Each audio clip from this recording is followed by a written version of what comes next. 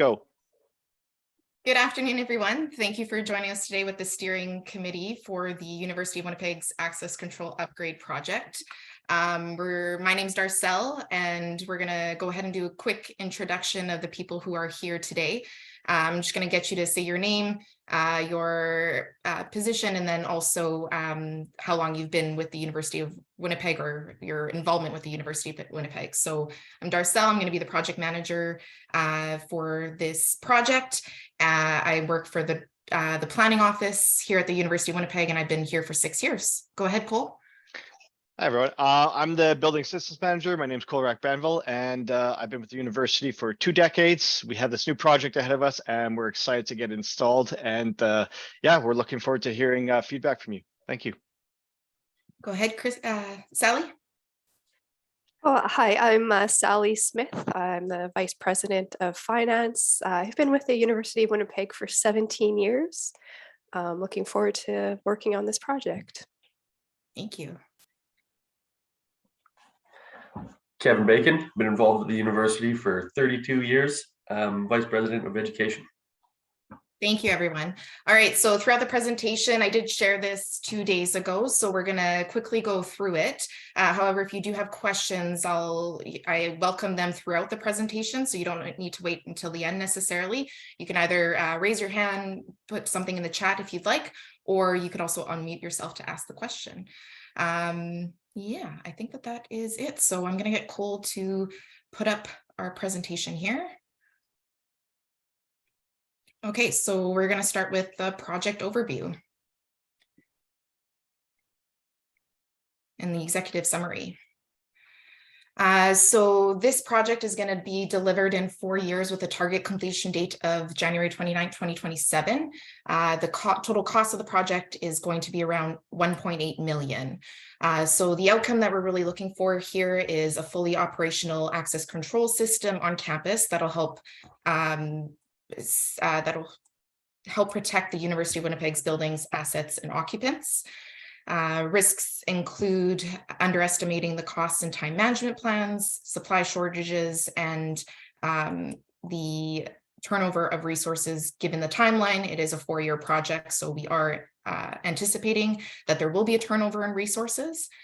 Opportunities include using different suppliers for cost-effective procurement of equipment, and also working with other universities, learning from their mistakes and their successes to fully implement this new access control system.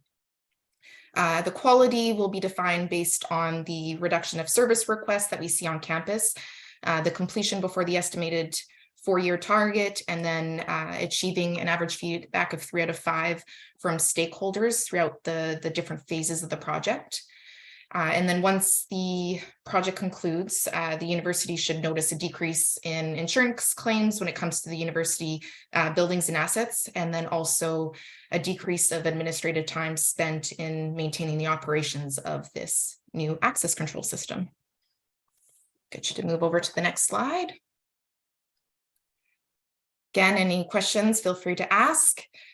So a bit of a background here, just the high level background. The University of Winnipeg is a post-secondary education institution that offers high quality undergraduate, graduate, and continuing education programs. So we have around over 10,000 students, as well as over 1,000 employees that work on site.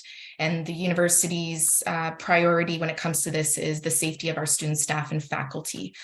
So we are currently using a access control system that is outdated, over 20 years old. And this presents a significant amount of vulnerability and insufficient protection to the university's building assets and occupants. We have staff that have to physically walk over to a door with a machine to update it. So anytime there's a change in schedule or access, they have to actually go to the door, which is obviously more time consuming and leaves a lot of room for error. And there's currently no way of doing a full or partial lockdown of the perimeter doors or areas in the event of emergency situation. Lastly, the access cards that we use for our current system can actually be duplicated, which causes a significant risk to those accessing campus. Next slide, Cole. The big level vision here is we really want to prioritize the University of Winnipeg's goal of providing a safe and efficient campus to students, staff, and faculty, of course.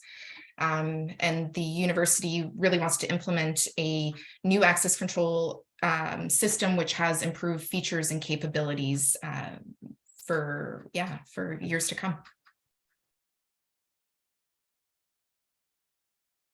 So high level objectives here.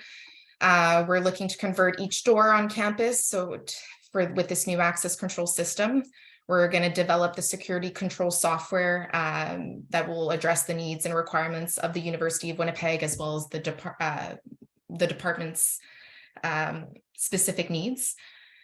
We're going to integrate the new access control system with current information systems. So pulling from systems such as MyHR and Colleague, all the data for students, staff, and faculty, we're going to import over to this access control system so that it updates automatically, which will diminish the amount of administrative work we have some of our staff currently doing. And although this isn't part of our current scope, it is important to mention here that this new access control system that we're looking at will have the option of security features such as video surveillance and intrusion alarm capabilities, which are things that we can look at doing for future upgrades as well. The university always looks at purchasing systems that can work in different ways. So this will be a way to capitalize on that. Next slide, please. So just another couple objectives here. We're going to eliminate the risk of continuing of using an outdated access control system that doesn't offer any updates right now. We're going to capitalize on new and improved features, as I've talked about. So we can control door functions from any computer wherever you are. We can also do an efficient lockdown procedures or follow those lockdown procedures in the event of an emergency situation. And then we will use state-of-the-art secure access cards, fobs, that only the University of Winnipeg can purchase and give out. It'll also give us the opportunity to review and update user access privileges based on a couple different policies and procedures that we have on campus, which will be great to do. Next slide. Oh, we're going into, I'm going to give it over to Cole. Okay, and then we're going to go into schedules and costs here. So with our approach, we're going to go with a 4-phase system with using hybrid and agile, just to make sure that we know what we're doing as we come ahead, because usually with any project, there's variables that we're not sure that might come up. So hence the agile approach. But as Darcel mentioned, we're going to focus on, in phase 1, getting everything we need at the start, training everyone up front, and ensuring that our software is ready to go at the start. Phase 2, we're going to start with converting 20 doors around the perimeter, building links, hallways, just common areas. We're going to test and troubleshoot and ensure that all that is completed. Phase 3, same idea, except we're going to work on the labs and classrooms and then some more common areas. And then phase 4, again, same thing, rinse and repeat. We're going to finish off the rest of the campus, which is the card readers on offices and the photocopier areas. And through each and all these. Sorry to interrupt. Oh, yes. I just have 2 quick questions. So how long are these phases?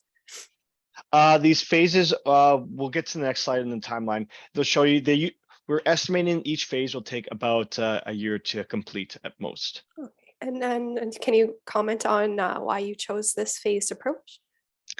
We chose this phase approach because doing the entire campus at once would be a nightmare, and breaking it down to smaller sections would be more appreciated by all the stakeholders on the campus. Furthermore, if we just start with the photocopiers, it wouldn't really make sense. We want to focus on the high security areas so that the teams that use the information and software, they would be more accustomed with, I guess, ensuring that the perimeter is on lockdown if there's any issues. So as things go on, they get more accustomed to the system. Thank you. Welcome. And timeline. So we're starting January 2023, and we're estimating to complete this project 4 years later in 27. So you can see phase one will start just shortly after March 2023 and end December of 2023. And then the next phase, same thing. We're estimating more of 10 months for this time because we think in the infrastructure that's where the fobs are supposed to be installed to shouldn't take too long. And then phase 3 and 4, again, same idea as the previous phases, should take about maybe 10 months to a year to complete. So another quick question. So what is the plan for when any of the phases go too long? Well, we're going to be conducting a monthly earned value management assessment, and this will help us determine if we're behind or ahead of schedule. And if there's any issues, no matter what, if we're doing great or bad, we're going to let the project manager know, and then that will come to the sponsor and the steering committee to keep you appraised. Thank you. I've got a question too regarding the timeline. Will there be a point in or a period of time where users or stakeholders have access cards for the old system and fobs for the new system? Yes. I know that we'll be creating a list of those individuals, and to ensure that if they still have access to the old system, they'll be able to use their old cards. And if there's new systems or areas where they're require entry to, they'll have access with those cards, and they'll be trained as well with those difference of two card systems. Yeah, and that's the objective of getting the new access cards or fobs into their hands to start off with in phase 1, so that as we go into the next 2, 3, and 4 phases, they'll already be ready to go, and it'll create less frustration, we hope, because they'll just gain access immediately. One more question. At what point will the front end users be able to provide feedback? Darcel, would you be able to speak? Yeah, this will be at the end of each phase, we're hoping. So we're going to do, we're going to conduct, we'll ask stakeholders and users how they feel. And we're hoping, based on the quality, that we get 3 out of 5 from our feedback for that. So at the end of each phase, which kind of hits our milestones as well. Thank you, Cole and Darcel. Thanks. All right. Last but not least, the budget. We're estimating just shy of 1.8 million. First year will be the cheapest year in terms of everything, but once we procure all of our equipment, we start hiring for trades and installation, and we estimate that it'll be about just over $500,000 each year after that. Just a quick question. How do you plan to deal with the ongoing supply chain issues we're seeing worldwide? Well, we already looked into this, and the supplier that we talked with, they ensured us that they had everything ready. So we're good to go on that front. And if they don't have it, we already have another backup supplier in mind. And so far, everything is 4x4 on going ahead with the ordering the equipment. Right, thank you. Okay, on to stakeholders. All right, so this is a high-level chart of how things will go. So we've got our project sponsor and then myself as the project manager and our steering committee. Owen de Vrock, which is, will be the building infrastructure director. I'll go more into the roles and responsibilities on the next slide, but then he will be overseeing 3 other project team members, which we'll go deeper in. So I'll let you go to the next slide, Cole.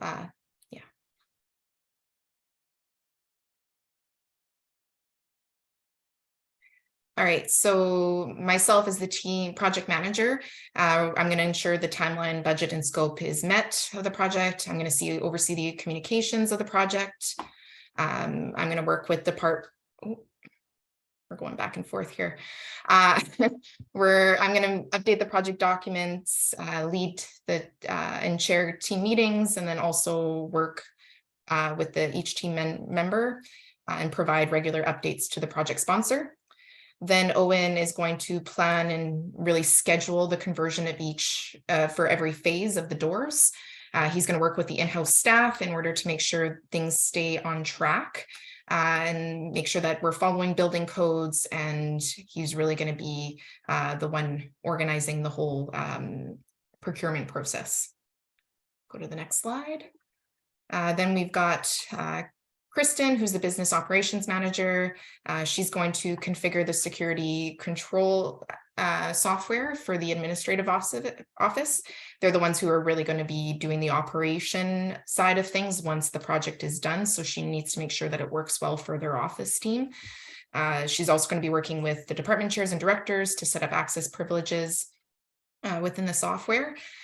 She's going to be managing the communications via many different channels and providing updates to the campus community. And then she'll provide the necessary training to the front end users of the software.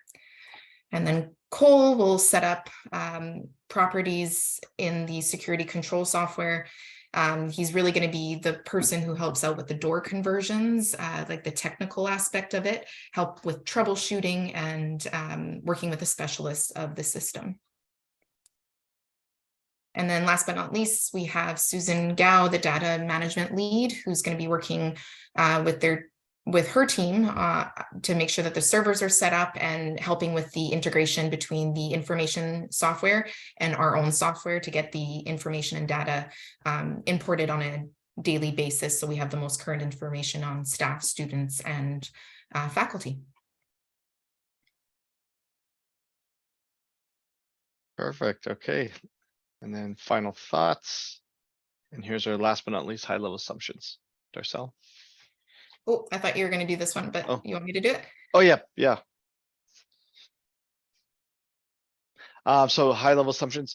So we're assuming that the project scope doesn't change. We've set the plan in motion. We're going to stick with that. Materials, everything is going to be available. Building codes, we have already gone through this with our contractors. Everything is set and ready to go. Pandemic is, you know, the World Health Organization deemed that it's probably no longer an emergency. So we're good on that front. There's no cost or time constraints outside of what we predicted, and the university will continue to fund the project to its completion, and no health and safety issues as well. Everything is perfectly planned out, and all training expenses should be completed in phase 1. All right, so that is it for our presentation. I'm wondering if any of you have any last minute questions as we start.